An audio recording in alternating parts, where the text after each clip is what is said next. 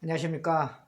오늘 주제는 노인분들이 1990년도에 노인분들 정부에서 지정해 준 나이가 60세, 그 과정을 거쳐서 65세, 또 그 과정을 거쳐서 2021년도에 이후로 추진되는 노인분들 나이 이 70에 지정했다는 정부의 시책 이 준비가 진행 중인 것으로 알고 있습니다.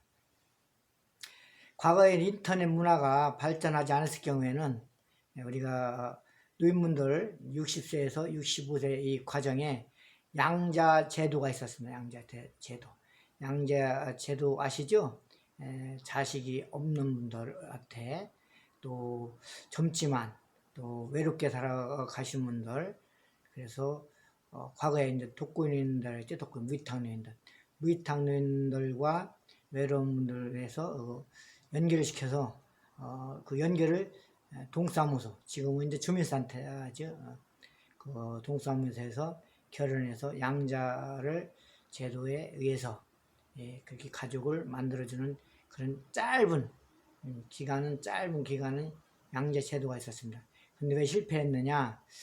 정례화가 되지 않은 상태에서 양자를 이렇게 의식적으로 또 이렇게 인위적으로 맺어주다 보니까 폭행도 하고 또 재산에 얼마 되지 않는 재산이지만 또 재산에 대해서 또 압박도 하고 이러다 보니까 여러 가지 폐단이 있었습니다.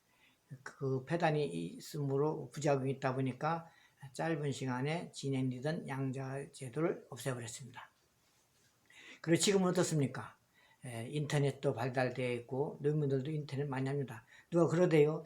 아니 노인분들 지하철 요금 내게 하려고 70세로 나이 조정을 한다, 상향 조정을 한다 이랬는데 정부에서는 그럴 리는 없습니다. 노인분들 지하철 타는데 무료로 타게끔 해서 적자 난다 이런 비용에 의해서 노인분들을 70세의 나이를 조정하려고 그런 것은 전 아니라고 봅니다. 단 노인분들이 굉장히 건강해진 부분도 있습니다. 과거에는 환갑잔치를 많이 했지요. 왜냐하면 60세 넘기는 분들이 많이 없기 때문에 61세, 2세 되면 환갑잔치를 이렇게 해드렸습니다.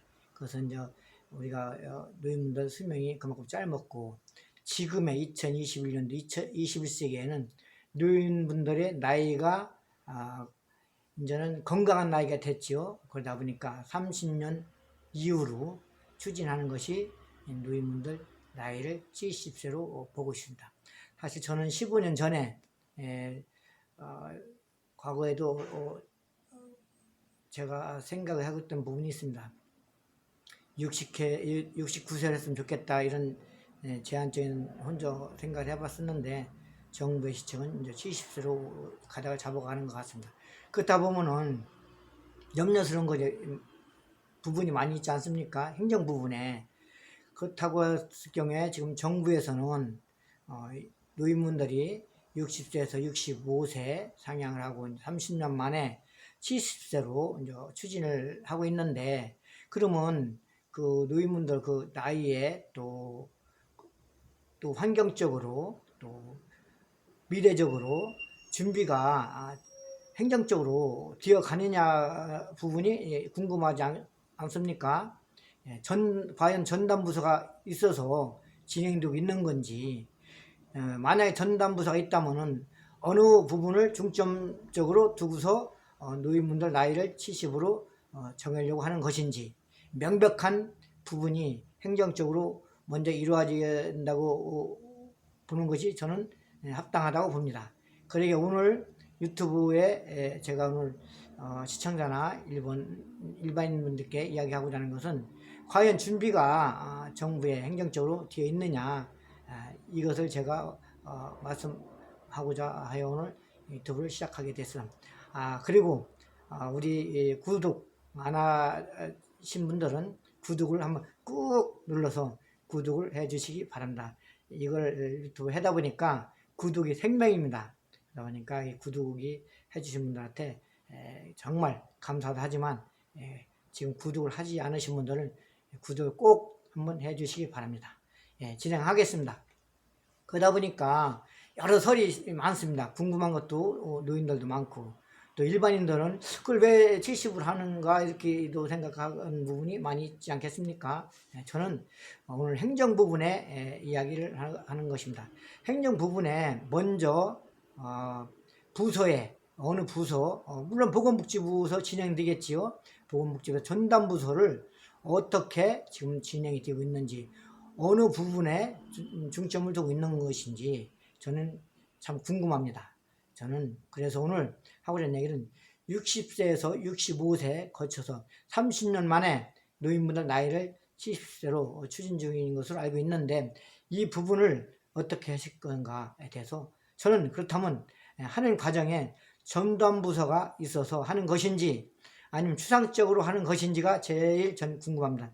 노인들 나이 분이 지금은 별 파장 없겠지만 만약에 덜썩 대안 없이 70세로 공적 부분 행정적으로 지정하였다면 얼마나 불만이 많겠습니까? 그러다 보니까 오늘 제가 말씀드린 것은 첫째로 행정부서가 어느 부분을 갖고 중점적으로 하느냐, 저는 그것이 궁금하다. 그 궁금한 부분을 미리 공지를 조금씩 여론을 들어가면서 또 여론에 서로 공유하면서 하면 어떨까요? 오늘 제가 말씀을 드려보는 겁니다. 70세로 되게 되면은 여러 가지 변수가 있지 않겠습니까? 직장인들도 내가 몇 살에 퇴직을 할 것이며 또 몇 살 후에 내가 노령연금을 받을 것인가, 이런데 얼마나 궁금하겠습니까? 그렇다 보니까 우리 정부에서 노인들 70세로 상향 조정할 때는 반드시 어느 부분에 의해서, 예를 들어서 지금은 20세 노인분들은 과거에는 88하게 살자 이런 구호가 있었습니다. 지금은 구호가 바뀌었지요. 9988, 99세까지 팔팔하게 살자, 그런 얘기를 많이 합니다. 그만큼 노인분들도 건강해지고 몸이 체력을 관리를 잘하는 부분도 있겠지만 많이 과거에 비해서 좋아졌다는 부분도 있지 않겠습니까? 그러다 보니까 노인분들도 서운한 게 있을 수 있지만 정부 시책이 타당성 있다 하면은 박수를 치면서 기다리는 것도 전 좋다고 생각합니다. 우리가 살면서 이런 게 있죠. 지금 40대, 50대 중반까지는 이런 얘기를 합니다. 우리는 부모님들한테 운물양으로 용돈 내려가면서 효도를 했는데, 우리는 그 이후로 우리가 난 자식들한테는 우리가 버림을 받는 시대가 되었다, 이런 우스갯소리를 서로들 가끔 합니다. 그 이유는 시대가 많이 변했다는 이야기도 될 수 있겠지요. 그래서 오늘 주제는 노인분들을 70세로 나이를 지정할 경우에는 그 지정한 것을 어떻게 행정적으로 풀어갈 것이며, 그것을 즉흥적으로 하는 것보다는 그래도 우리나라에 얼마나 그 시스템, 정부 시스템 잘 되어 있습니까? 이 정부 시스템에 의해서 여론도 들어보고 또 전담 부서에 의해서 시행착오를 걷지 않기 위해서는 그 전담 부서에서 치밀한 연구 결과에 의해서 저는 하는 것이 좋다. 그 이야기를 꼭 이야기를 하고 싶습니다. 결론적으로는 70세로 추진 중인 노인분들 나이를 행정부서에서 지금 준비가 되어 있는 건지, 행정부서가 없이 그냥 하는 것인지, 거기에 대해서 저는 꼭 답변을 국민들께 드리는 것이 좋다, 그 말씀을 드리는 것입니다. 오늘 주제는 여기까지 하겠습니다. 다음은 다음 주제로 다음에 찾아뵙겠습니다. 감사합니다.